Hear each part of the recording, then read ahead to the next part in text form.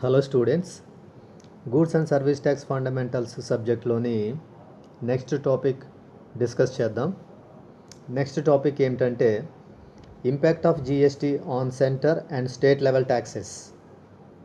Impact of GST on centre and state level taxes అంటే కేంద్ర మరియు రాష్ట్ర స్థాయి పన్నులపై జిఎస్టీ యొక్క ప్రభావం అని దీని అర్థం. ఇది మనం ప్రజెంట్ డిస్కస్ చేయబోయే టాపిక్.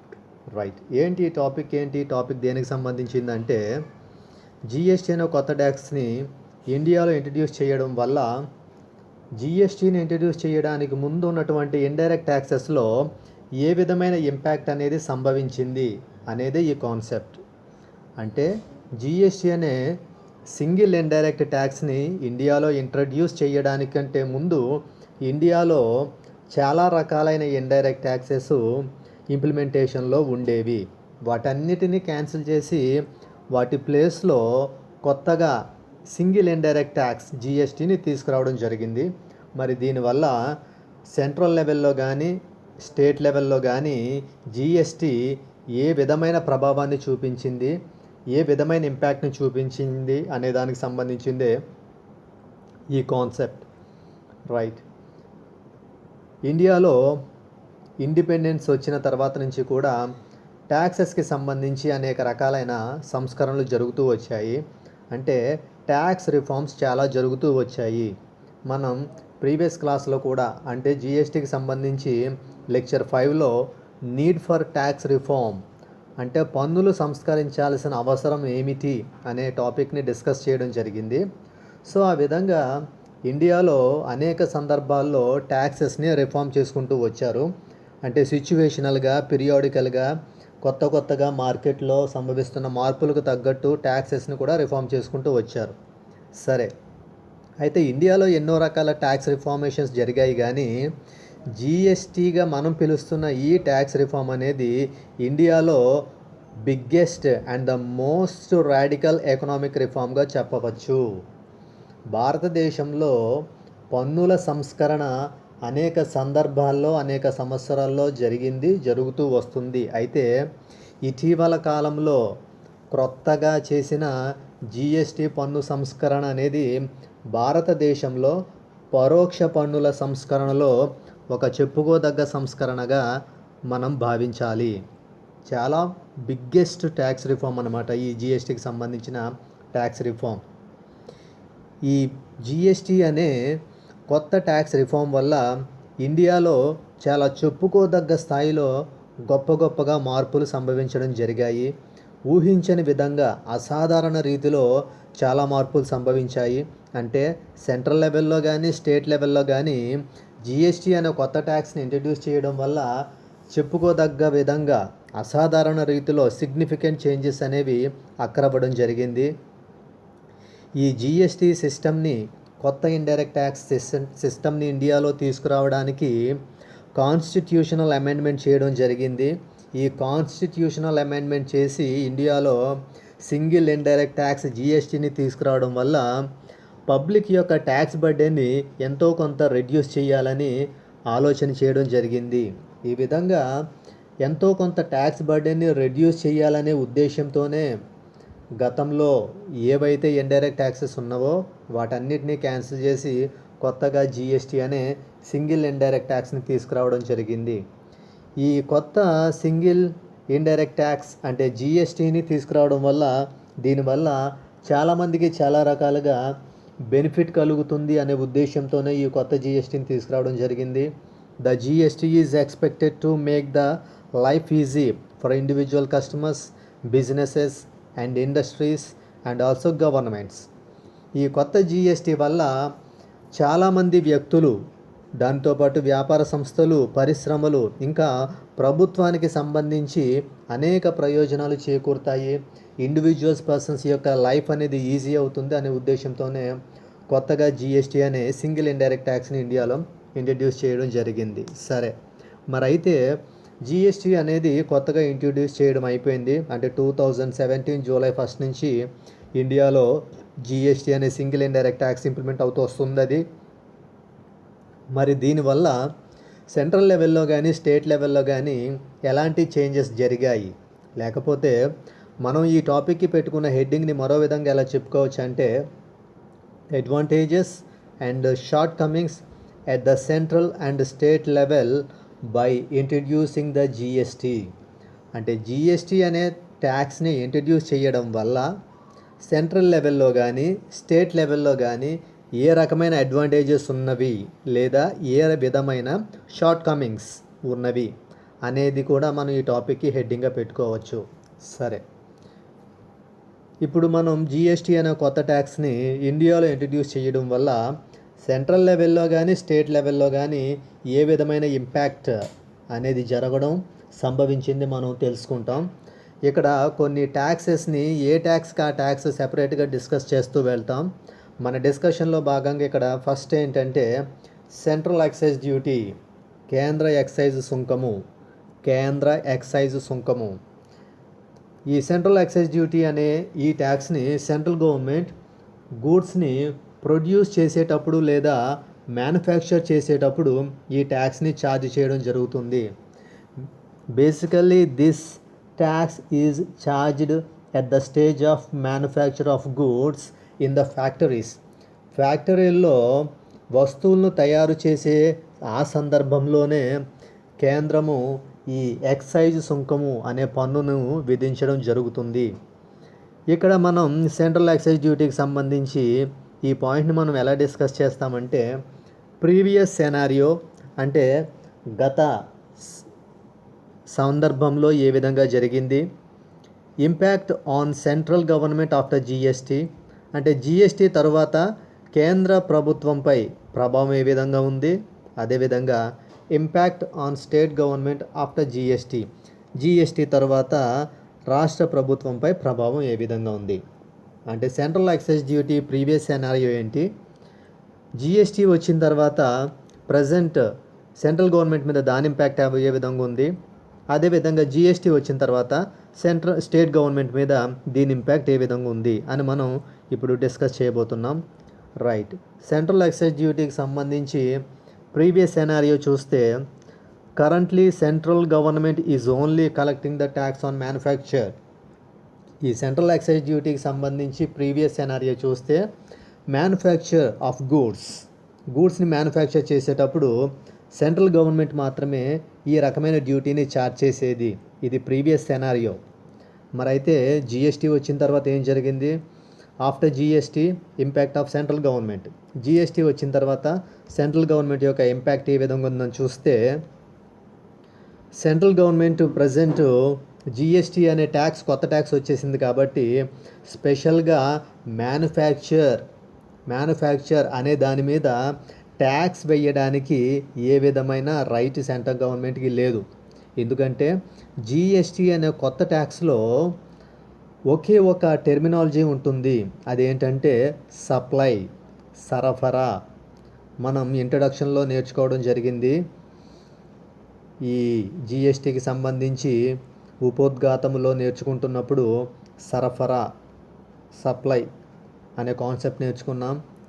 సప్లై అనే టర్మ్లో చాలా రకాల కాన్సెప్ట్స్ ఇన్వాల్వ్ అయిపోయి ఉన్నాయి అని నేర్చుకుంటూ మనం అక్కడ ఈ పదం గురించి కూడా నేర్చుకున్నాం. మ్యానుఫ్యాక్చర్ అంటే తయారీ.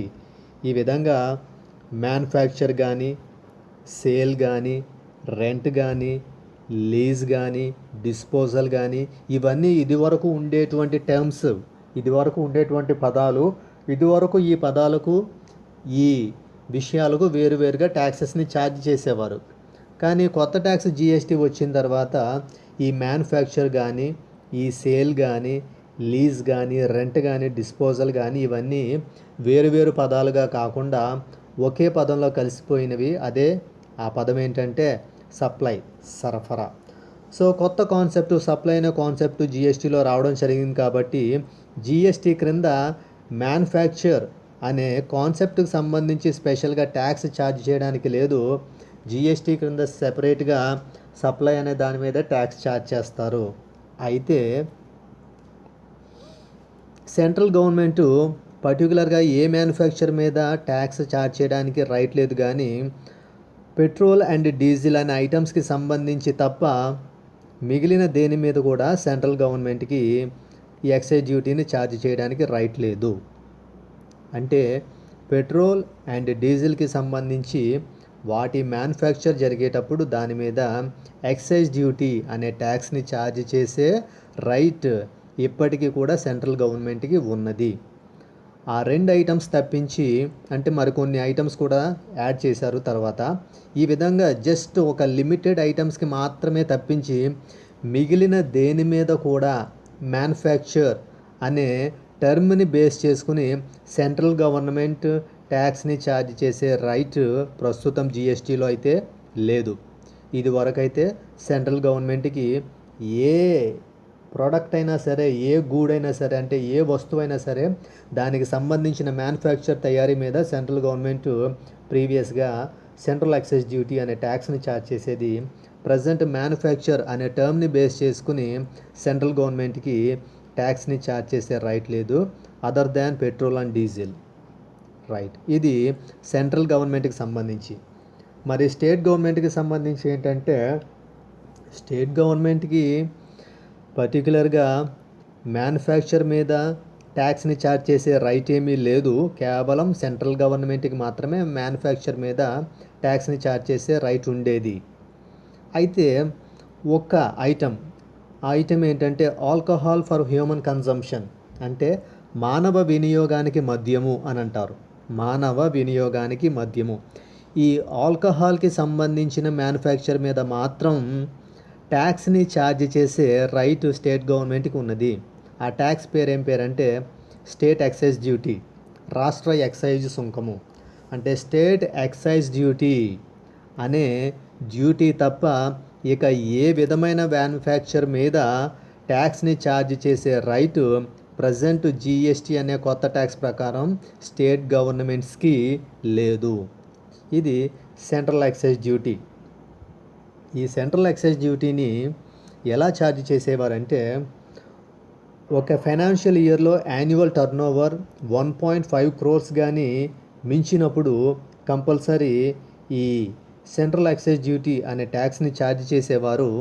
అయితే ఎప్పుడైతే కొత్తగా జిఎస్టీ అనే ట్యాక్స్ వచ్చిందో ఈ కొత్త జిఎస్టీ ట్యాక్స్ ప్రకారం మ్యానుఫ్యాక్చర్ అనే టర్మ్ని రిమూవ్ చేయడం జరిగింది, అనే పదాన్ని తొలగించడం జరిగింది. దాని ప్లేస్లో కొత్తగా వచ్చిన పదం ఏంటంటే సప్లై, సరఫరా అని మనం ఇప్పుడే అనుకున్నాం. ఈ కొత్త కాన్సెప్ట్ సప్లై అనే కాన్సెప్ట్ ప్రకారం ఈ లిమిట్ని ఎంత పెట్టారంటే 20 lakhs అని పెట్టడం జరిగింది. అంటే 20 lakhs టర్నోవర్ వరకు కూడా ప్రజెంట్ జిఎస్టీ ట్యాక్స్ ప్రకారం ఏ విధమైన ట్యాక్స్ ఉండదు. అయితే ఈ లిమిట్ని రీసెంట్గానే 40 lakhs కూడా ఇంక్రీజ్ చేయడం జరిగింది. 40 లక్షలు కూడా పెంచారు. దాని ప్రకారం up to 40 lakhs turnover there is no GST. అంటే 40 లక్షల టర్నోవర్ వరకు జిఎస్టీ అనే కొత్త ట్యాక్స్ ప్రకారం ఏ విధమైన పన్ను లేదు.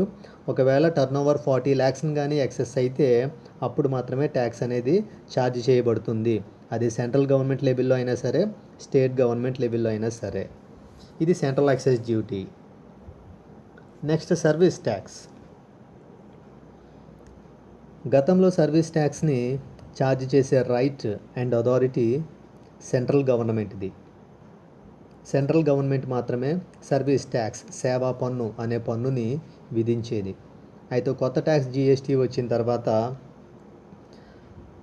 సెపరేట్గా సర్వీసెస్ మీద సర్వీస్ ట్యాక్స్ వేయడం కాకుండా సింగిల్ ట్యాక్స్, అదే GST, goods and services tax, గూడ్స్కి సర్వీసెస్కి కలిపి ఇంటిగ్రేట్ చేస్తూ ఒకే ట్యాక్స్ జిఎస్టీని ఛార్జ్ చేయడం వల్ల సెపరేట్గా సెంట్రల్ గవర్నమెంట్కి సర్వీస్ ట్యాక్స్ ఛార్జ్ చేసే రైట్ ఏమీ లేదు. ఇక స్టేట్ విషయానికి వస్తే అసలు స్టేట్స్కి సర్వీసెస్ మీద ట్యాక్స్ని ఛార్జ్ చేసే రైట్ అసలు లేనే లేదు. కొత్తగా వచ్చిన ట్యాక్స్ ఏంటంటే జిఎస్టీ. జిఎస్టీ అంటే goods and services tax. Goods plus సర్వీసెస్కి కలిపి ట్యాక్స్ అనేది ఛార్జ్ చేయడం జరుగుతుంది. దీనివల్ల సెంట్రల్ గవర్నమెంటు సర్వీసెస్ మీద ట్యాక్స్ ఛార్జ్ చేస్తున్నట్టు అవుతుంది.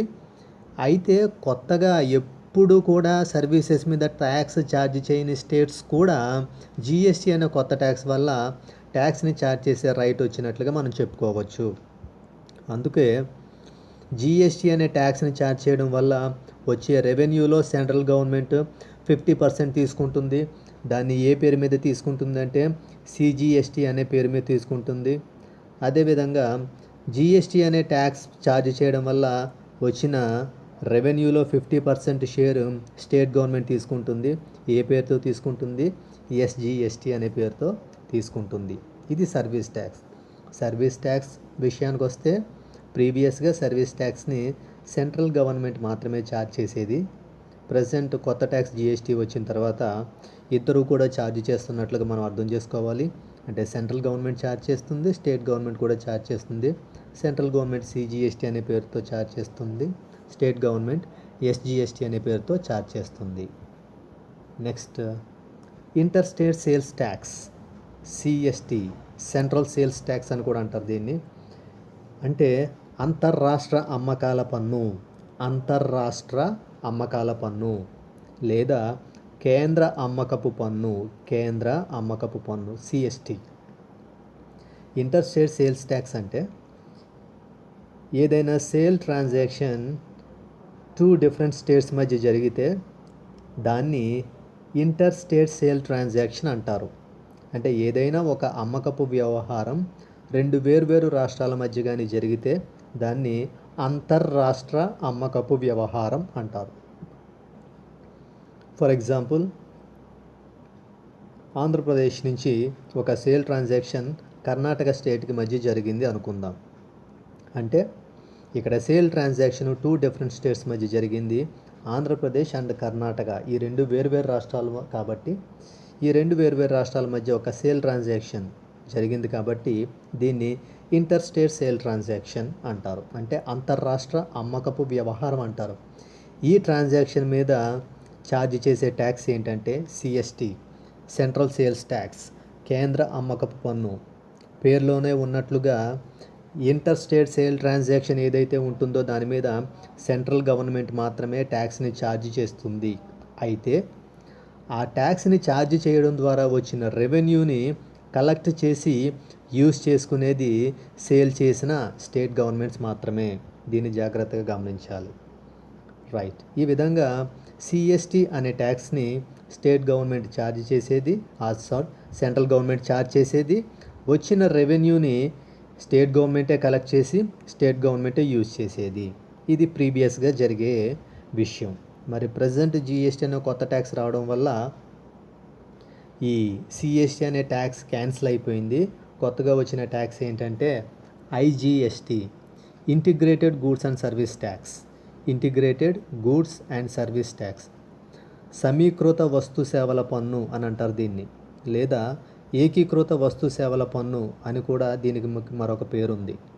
ఐజిఎస్టీ అంటే ఏదైనా 2 వేర్వేరు రాష్ట్రాల మధ్య ఒక అమ్మక వ్యవహారం జరిగితే దాన్ని జిఎస్టీ క్రింద ఏ పన్ను పరిధిలోకి తీసుకొస్తారంటే ఐజిఎస్టీ అంటే సమీకృత వస్తు సేవల పన్ను.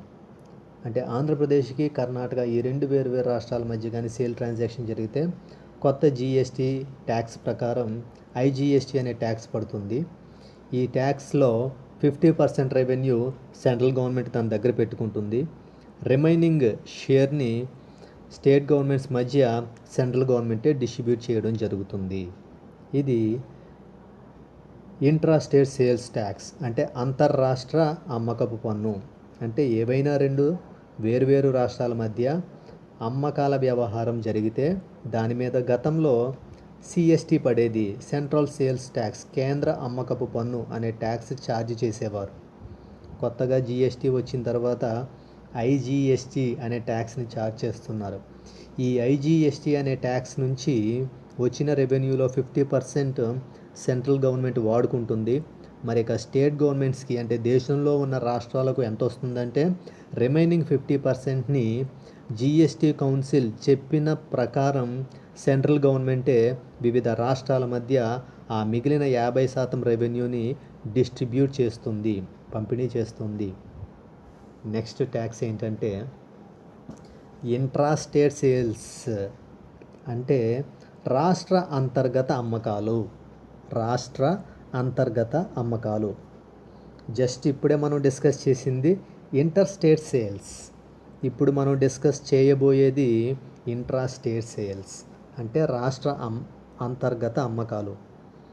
దీనికి మరొక పేరు వ్యాట్, వాల్యూ యాడెడ్ ట్యాక్స్, విలువ ఆధారిత పన్ను.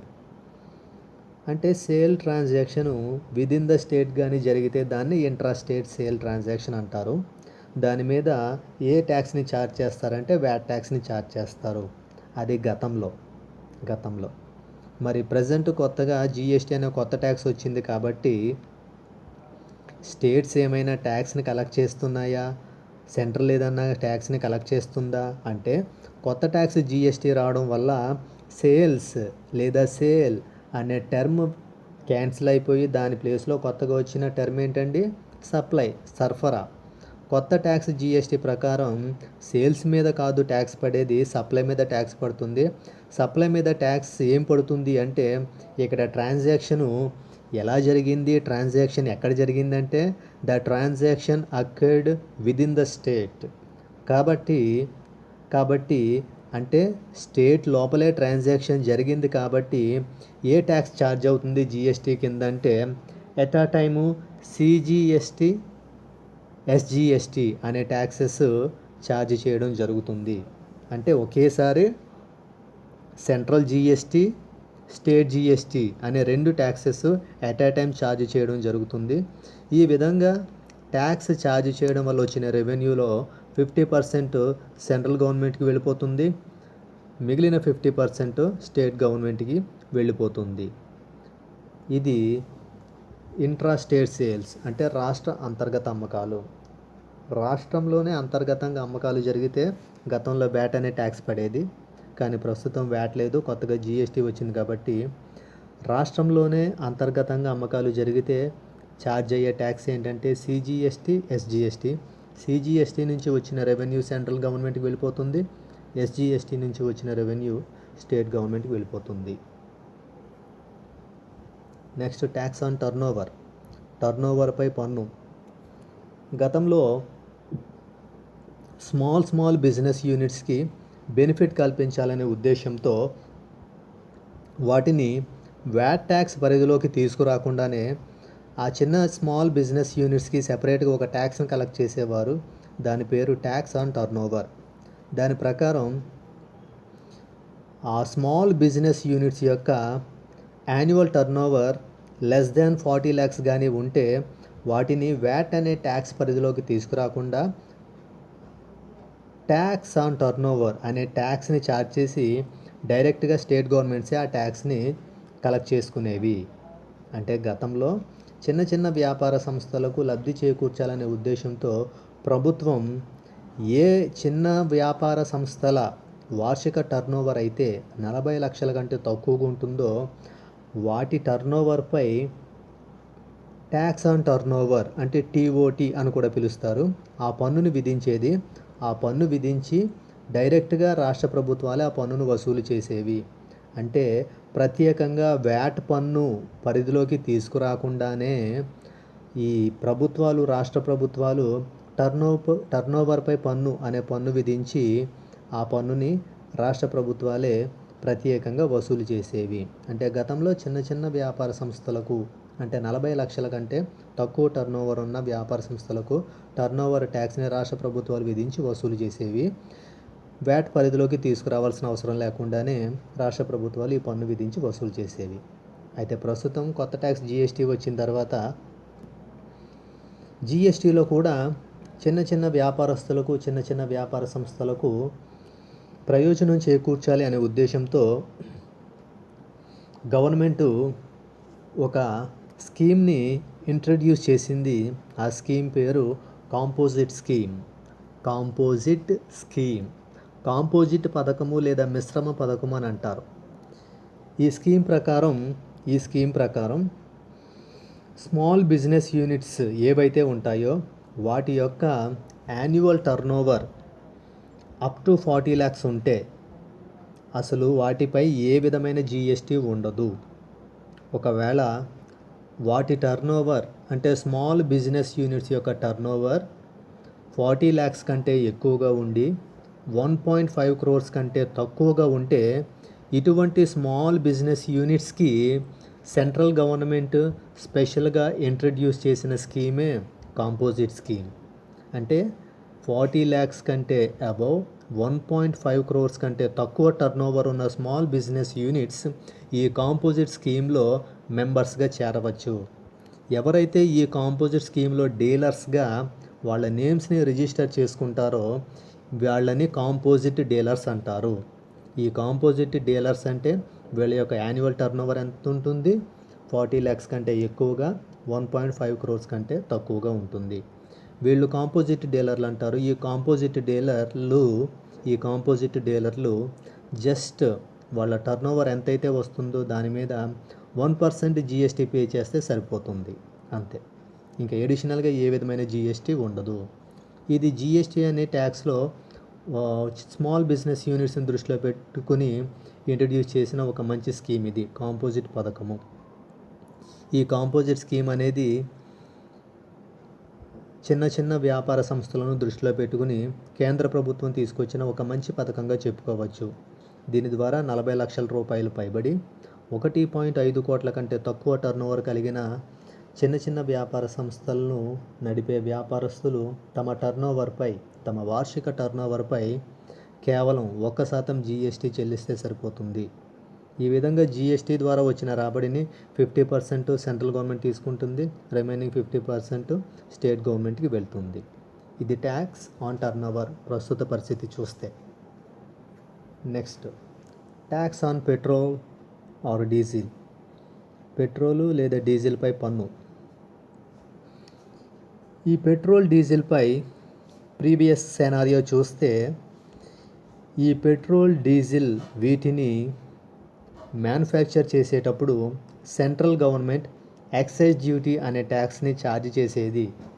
మనం స్టార్టింగ్ సెంట్రల్ ఎక్సైజ్ డ్యూటీ అనే ఐటెంని డిస్కస్ చేస్తున్నప్పుడు ఈ విషయమే మాట్లాడుకోవడం జరిగింది. అంటే సెంట్రల్ గవర్నమెంట్ పెట్రోల్ డీజిల్ వీటికి సంబంధించిన మ్యానుఫ్యాక్చరింగ్ జరుగుతున్నప్పుడు, ఆ ప్రాసెసింగ్ జరుగుతున్నప్పుడు, ప్యూరిఫికేషన్ జరుగుతున్నప్పుడు సెంట్రల్ గవర్నమెంట్ ఎక్సైజ్ డ్యూటీ అనే ట్యాక్స్ని ఛార్జ్ చేసేది ప్రీవియస్గా. ప్రజెంట్ కూడా అదే సిచ్యువేషన్ ఉంది. ఆ సిచ్యువేషన్లో ఏ విధమైన చేంజ్ జరగలేదు. ప్రజెంట్ కూడా సెంట్రల్ గవర్నమెంట్కి పెట్రోల్ అండ్ డీజిల్ సంబంధించిన వాటిపై మ్యానుఫ్యాక్చరింగ్లో ఎక్సైజ్ డ్యూటీని ఛార్జ్ చేసే రైట్ ఇప్పటికి కూడా సెంట్రల్ గవర్నమెంట్కి ఉంది. ఆ తర్వాత ఈ పెట్రోల్ డీజిల్ని సేల్ చేసేటప్పుడు సేల్స్ ట్యాక్స్ అనే ట్యాక్స్ని ఛార్జ్ చేసే రైట్ మాత్రం ఎవరిదంటే స్టేట్ గవర్నమెంట్కి.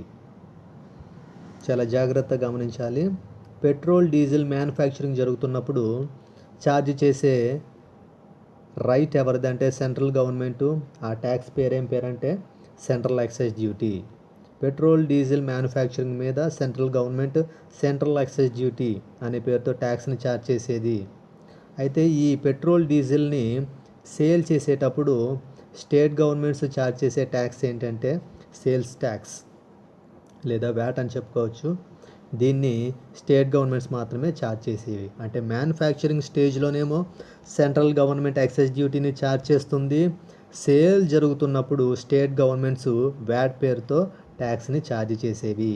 ఇది ప్రీవియస్ సెనారియో. అంటే గతంలో ఈ విషయాలకు సంబంధించి పెట్రోల్ డీజిల్కి సంబంధించి గతంలో ఈ విధంగా జరిగేది. మరి ప్రస్తుత విషయానికి వస్తే వీటిలో ఏ విధమైన మార్పులు సంభవించలేదు అని చెప్పచ్చు. అందుకే ఇక్కడ మనం సెంట్రల్ గవర్నమెంట్ ఇంపాక్ట్ చూసినా, స్టేట్ గవర్నమెంట్ ఇంపాక్ట్ చూసినా నో చేంజ్ అని రాసుకోవడం జరిగింది. ఏ విధమైన మార్పులు లేవు. With the government notification petrol and diesel can be brought in to GST ambit.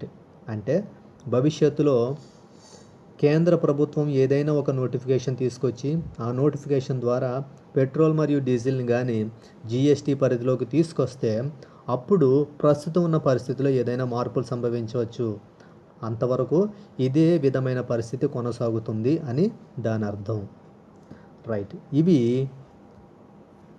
Tax on petrol and diesel. Next, tax on alcohol for human consumption. మానవ వినియోగానికి మద్యము. ఈ ఆల్కహాల్ అనే ఐటెంకి సంబంధించి ప్రీవియస్ సెనారియో ఏ విధంగా ఉండేదంటే, ఈ ఆల్కహాల్కి సంబంధించిన సేల్స్ స్టేట్ గవర్నమెంట్సే చేసేవి. ఆల్కహాల్కి సంబంధించిన సేల్స్ చేయడానికి అంటే ఈ సేల్ చేస్తున్నప్పుడు, ఈ మ్యానుఫ్యాక్చర్ చేసేటప్పుడు, అంటే ఈ ఆల్కహాల్ని తయారు చేసేటప్పుడు ఆ తయారీపై, మద్యం తయారీపై, అంటే manufacturing of alcohol for human consumption, ఆ తయారీపై ట్యాక్స్ని ఛార్జ్ చేసే రైట్ ఎవరికి ఉండేదంటే స్టేట్ గవర్నమెంట్కే ఉండేది. అంటే స్టేట్ గవర్నమెంటే మద్యం తయారీపై పన్ను విధించేది. ఈ రాష్ట్ర ప్రభుత్వం మద్యం తయారీపై విధించే పన్నుకు ఉన్నటువంటి పేరు రాష్ట్ర ఎక్సైజ్ సుంకము, స్టేట్ ఎక్సైజ్ డ్యూటీ. అంటే హ్యూమన్ కన్సంప్షన్కి ఆల్కహాల్ ప్రిపరేషన్ జరుగుతున్నప్పుడు, ఆల్కహాల్ని మ్యానుఫ్యాక్చర్ చేస్తున్నప్పుడు దాని మీద ట్యాక్స్ని ఛార్జ్ చేసే రైట్ ఎవరిదంటే స్టేట్ గవర్నమెంట్దే. స్టేట్ గవర్నమెంట్ ఛార్జ్ చేసే ట్యాక్స్ పేరు ఏం పేరంటే state excise duty, state excise duty. ఇది ఆల్కహాల్ అనే ఐటెంకి సంబంధించిన ప్రీవియస్ సెనారియో. మరి ప్రజెంట్ సెనారియో ఏ విధంగా ఉంది? జిఎస్టీ అనే కొత్త ట్యాక్స్ వచ్చిన తర్వాత ఈ ఐటెంకి సంబంధించి ఏమైనా సెనారియో చేంజ్ అయ్యిందా అంటే ఏ విధమైన మార్పులు సంభవించలేదు అని చెప్పవచ్చు. అందుకే సెంట్రల్ గవర్నమెంట్ ఇంపాక్ట్లో నో చేంజ్, స్టేట్ గవర్నమెంట్ ఇంపాక్ట్లో కూడా నో చేంజ్ అనేసి రాసుకోవడం జరిగింది. అయితే with the government notification petrol and diesel can be brought into GST ambit. కేంద్ర ప్రభుత్వం ఏదైనా ఒక ప్రత్యేకమైన నోటిఫికేషన్ తీసుకొచ్చి పెట్రోల్ తీసుకొచ్చి ఈ ఆల్కహాల్ ఫర్ హ్యూమన్ కన్జంప్షన్ అనే ఐటెంని ఈ జిఎస్టీ పరిధిలోకి తీసుకొచ్చినప్పుడు మాత్రం ఈ విధమైన పరిస్థితిలో మార్పు సంభవిస్తుందని మనం అర్థం చేసుకోవచ్చు. ఇక్కడ చిన్న టైపింగ్ మిస్టేక్ జరిగింది, స్టూడెంట్స్ మీరు అబ్జర్వ్ చేయాలి. With the government notification alcohol for human consumption can be brought into GST ambit అనేది కరెక్ట్ టైపింగ్ అనమాట. అంటే కేంద్ర ప్రభుత్వం ఏదైనా ఒక ప్రత్యేక నోటిఫికేషన్ తీసుకొచ్చి ఆ నోటిఫికేషన్ ద్వారా ఈ మానవ వినియోగానికి మద్యము అనే ఈ అంశాన్ని జిఎస్టీ పరిధిలోకి తీసుకొస్తే అప్పుడు మాత్రమే ప్రస్తుతం ఉన్న పరిస్థితిలో మార్పు సంభవిస్తుందని మనం అర్థం చేసుకోవాలి.